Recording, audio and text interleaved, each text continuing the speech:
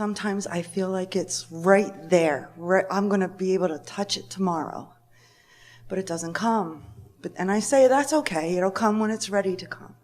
But let us give you something really, really, really, really good to know. What you really want can come now or within a few minutes. Because what you really want, the reason that you want everything in a manifested form that you think you want is because you believe you will feel better in the having of that. So if you can just, for a little while, accept that since it's joy is the reason that you want it, you want it because you think it will feel better to have it. If you can believe us when we say you can find a way to feel better now, which means you're going to get what you want now. It's just that you want the means to it to be exactly as you've defined it. In other words, I want to be happy down because of that path unfolding just that way.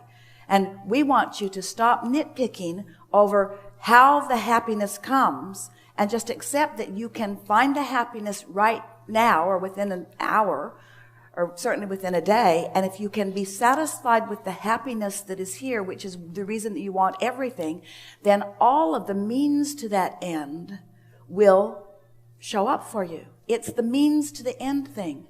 That's what's tripping you all up. You see, you want manifestations which you know are not going to happen instantaneously. It's like, let's say you're deeply in debt and what you really want is a big pile of money. Well, there's a big difference between where you are in terms of the manifestation in your bank and where you want to be. If you could realize that you have the ability to find ease, that you can find clarity right now while the money may be a little while in coming. You could find a feeling of peacefulness right now while the money may be a little while in coming. And what happens sometimes is that you've allowed yourself, and it's all right, to be out of balance long enough that there's enough momentum going that keeps what you want from coming, keeps it from actually manifesting. And your belief, a lot of people have it, it's a flawed belief, is that I have to get that before I can feel better. And if you can get that turned around in your mind, first I need that and then I will feel better. I need this before I can feel better. Once I get the job or once I get the lover or once I get the whatever, then I will feel better. And that's the flawed premise. If we can convince you that you can feel better anyway, you can feel better anyway, you can feel better anyway. And what puts you off on that is that you think, oh, Abraham, you just want us to feel better so that we can live with not having what we want. And we say, no, we want you to feel better because we know that that is the vibrational path to everything that you want. But what you really want is to feel better, but all of the details will fill in around it once you get there first. So you got to get to the feeling good first. You see. Does that make sense? You're all very quiet out there. We just told you the most important thing that you will ever hear from us or anyone. And you're thinking, yeah, Abraham, I hear you, but I want to get the money out of the vortex and into the bank. All right? I know I have been in the vortex. I have felt that feeling. And it's something that you can achieve again and again and again and again and again. Something I did, I can do again. Something that I liked, I can do it again. It's not difficult, I can do it again.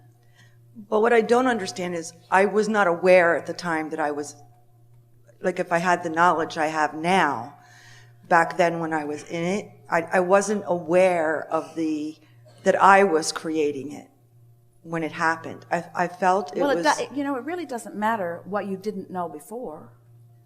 It only matters what you know now. So what you're saying is, I didn't even know what I was doing, but I was vibrationally in balance, and I didn't even know it. I didn't even know that I was not offering resistance. I didn't even know. But now you know when you are and when you aren't. Now you know. But knowing that how exhilarating that feeling is, and then feeling it's of such a gift. It was such a gift that every single day I was so appreciative of. Tracy is Esther's daughter, and one day, years ago, Tracy was in California. She had a job there. Jerry and Esther were in Texas, and Tracy used to try to make her way out to see them frequently, and she tried to time it when there was going to be an Abraham seminar because she liked that. So she called her mother one morning on her way to work, and she was upset, and she said, I really need to come and get my Abraham fix, but I can't schedule it. I can't see a way to it. And Esther said, well, what's going on? And she said, I've lost my mojo. I'm not in alignment. I don't feel good. Things aren't turning out the way I'm used to them. I need to come and get my Abraham fix. And Esther said, why? Why? What's that? What is it about that? And Trey says, I don't know. I just remember being in the audience and listening to Abraham, and I don't even remember what Abraham was saying. And I just had this feeling. I just wanted to jump to my feet and say, yes! I just felt, yes! And then Tracy said, oh, never mind. The feeling came back. All she had to do was remember. She wasn't that far away from it. All she had to do is remember what it felt like. You see, we think that we have you thinking more than is good for you. You want to think. You like the drama of things too. But if you could just remember, what does it feel? Do you remember feelings of satisfaction? Oh, yes. Well, take yourself to a place. Esther, when she is looking for a feeling of satisfaction, she remembers being really little. She's not sure how old she was, out between the lilac trees with every blanket that she could bring from the house out there. Her mother was always looking for things, and they were usually between the lilac bushes out there. And Esther remembers just sitting there by herself for hours on end, enjoying being in that little place between the lilac bushes. And Esther can't remember what she was thinking. She just remembers how good it felt being there, how much she liked being there. She could hardly wait for the snow to thaw and the ground to be dry enough that she could drag the blankets out and get between the lilac bushes just to be. Well, all you have to do is find. Now she thinks about being in the treehouse. Or what it feels like to be in conversation with someone who's really easy to be with. In other words, you don't have to figure it all out. Just find some touchstone that always feels good to you when you think about it, and use it as your reason to feel good right now. Adjust your vibration by reaching for the feeling. I do that every day. I try to bring myself back to that. So what's up with this? What's this all about? What's all of this? I guess I feel that when I was in the vortex and things were going my way and things were happening so quickly,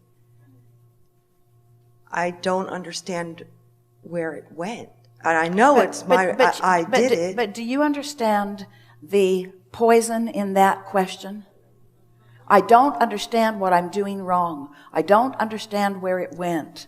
And we say, it didn't go anywhere. It's just being held off by that perspective, by that question that is rooted in something's wrong with something that I'm doing. And so all you have to do is, and that feeling feels like self-doubt. It feels like confusion. So what you want to do is just find a thought that gives you a different feeling. Not find a thought that leads you to the solution. Not find a thought that gives you a different feeling. So can you find some thoughts? Absolutely. So let's hear some of them. Just easy, nice and easy. Everyone's enjoying this because everybody gets this. Everybody understands what's going on. The feeling of having a wonderful family.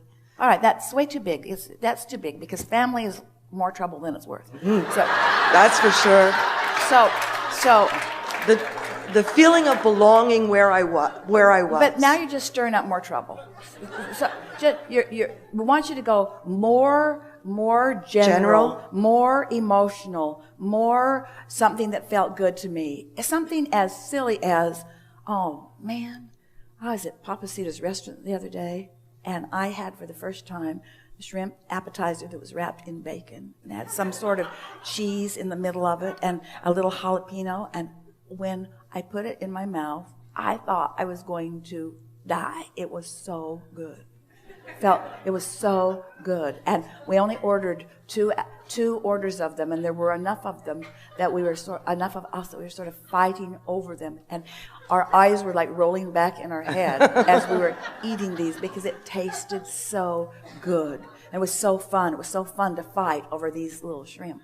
It was really fun to fight over them. And one friend thought that they were all for her. And so she just sort of pulled it over there and started scarfing them.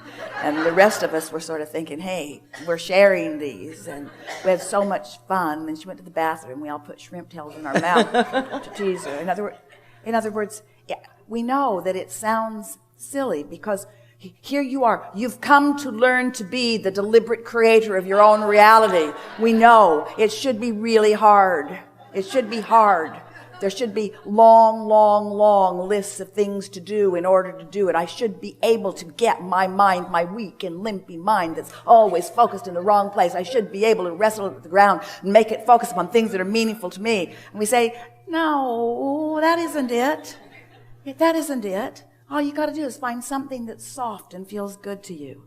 Something. For a while, Esther just focused on her pillow. It just appreciation. My bed. In other words, just find something. But in doing so, before you're going to be willing to do that, we have to convince you that that's the work to be done.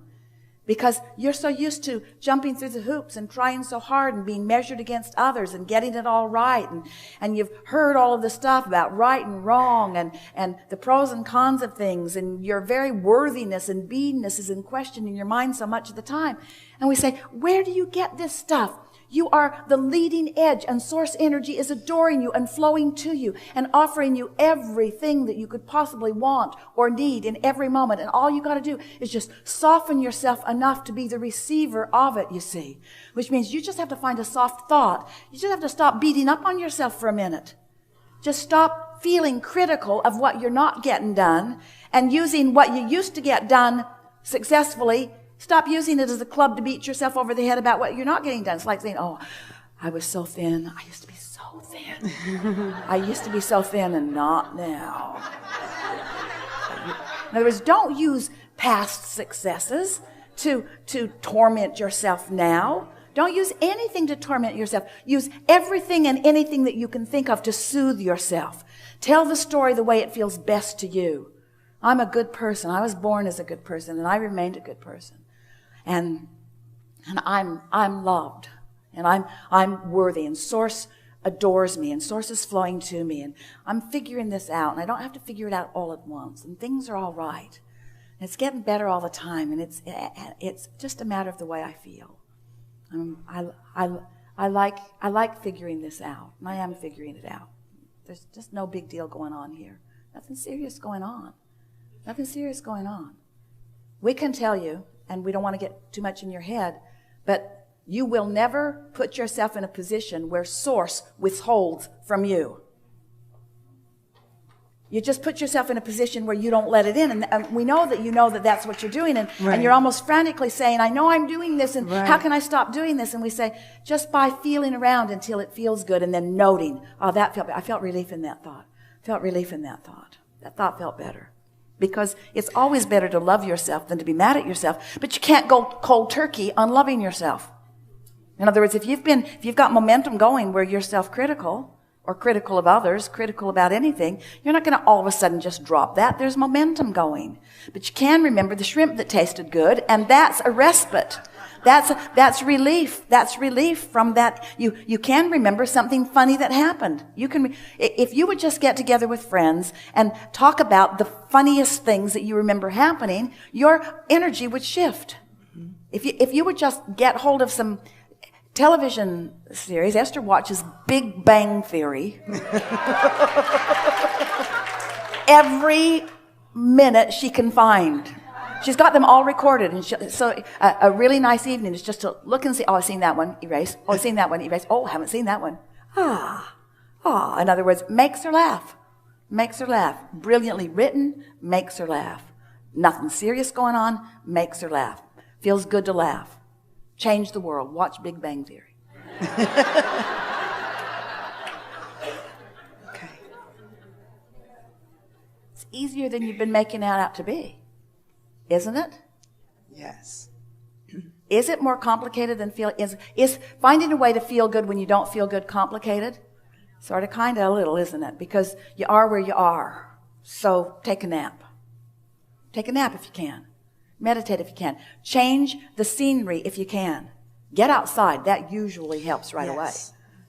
If you can find something like a furry critter to focus on, that almost always helps. Because they know nothing serious is going on. They just look at you like, what's your problem, lady? I got nuts. I got a tree. What's your problem? Actually, that is what my focus is right now, to get a furry animal, but my apartments don't allow it. So my goal is to find a place that does. Just go outside. There's a lot of them out there. And you don't want to put one in bondage anyway right now. Just go roam with the wild ones. I did that. Yeah. Can you look? Esther was sitting at her desk a day or two ago, looking out at the swimming pool. And she saw something she hasn't seen. She's seen it one other time. A bird landed in the tree and did a belly flop into her pool. And then flew up, shook off, and did it again. And then flew up, shook off, and did it again. And then flew up, shook off, and did it again. 20 times, at least, a minimum of 20 times. Just for the surprise and delight. Well, it was also taking a bath, but it rendezvoused with Esther to surprise and delight her. In other words, it picked that moment, that time, that place to have that experience because there's nothing serious going on here. The world will entertain you. It will support you. It will soothe you. It will demonstrate your worthiness to you. You just got to get in the vicinity. And once you get in the vibrational vicinity of that, and you start noticing. See, the wonderful thing about a forum like this, where we talk about being more deliberate, about focusing your thoughts because of the feeling that you want to accomplish, is that when you think deliberately and then you see the response to that point of attraction, that makes you feel more worthy. That makes you, and after you do that for a little while, you begin to expect that things will always work out. In other words, things are always working out.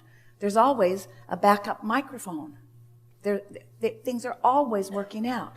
There is always another way. Right now, right here, right where you are, to get you to where you want to be. There's always another way. But that path is not even available to you unless you are in a place of loving self. You got to be in that place, you see. So, yeah, it works out. It eventually works out for you, you stubborn buggers. It eventually works out for you because you get it a little and things work out, and you get a little more in alignment and things work out, and you get a little more in alignment and things work out. And after enough things have worked out, you start feeling, oh, I'm getting this. Right. But we would like you to realize that you could shorten the time between them not working out and them working out just by understanding that it's an emotional accomplishment that you have the ability of achieving much more directly than you think. If your kids are driving you crazy, don't stand there and try to talk them into some behavior that's going to make you feel better. That's going about it in the wrong way. And don't abandon them either. That feels like the right option, but it really isn't. Just don't try to make it happen right now. Just, if you can, remember how much you love them or think about them when they were asleep. That's soothing. But find get off any subject that's aggravating you. And this seems counterintuitive to the way you've been trained, because the way you've been trained by other humans is buck up, get it done. I don't care how you feel. The world doesn't revolve around you. And that's not right. The world does revolve around you. Your world revolves around your emotional state. So you got to do anything and everything that you can think of doing to improve your emotional state. And if that means... I was going to say that. If that means looking for, that means no holds barred, look for a way to feel better now and better now and better now and better now, till you just get the hang of that, you see. And then we're not guiding you toward non-thought. We're not guiding you toward inactivity. What we're guiding you toward is alignment first, resistance out of the way, momentum in your aligned state, which will inspire all kinds of thoughts and relationships and behaviors and activities, but all inspired, you see. So for a while we're saying get into the vortex, and then. Now we're saying create your vibrational atmosphere by caring about how you feel and by finding thoughts that feel good. Just see yourself, your dominant work. If you were to leave this room with one word that you were going to empower yourself with, that you were going to use to make your world better right now, starting right now, and the word that you were going to use to help every other person that's coming to you for any kind of thing that they need, the words I am a soother. I'm a soother. I soothe. I make the best of it. I look for the positive aspects, but don't get too carried away with that. Just soothe. Just soothe. Soothe yourself first, you see. Okay. Soothe yourself first. And you're not soothing yourself in that comparative state. Oh, it used to be better and now I don't know what I'm doing. That's not soothing. That's deliberately aggravating. That's poking at yourself with a hot poker. That's making it worse almost on purpose. That's like, that's the way your employer treats you. Prod, motivate.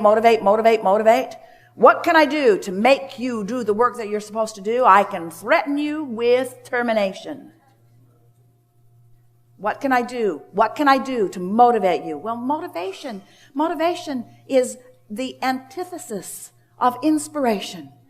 Inspiration is calling you forward, you see. So you just gotta hook up to that somehow, which means you gotta be really nice to you. You gotta be really nice to you and really nice to others, which means you can't beat up on yourself about one thing, which means there's a lot of things you can't think about.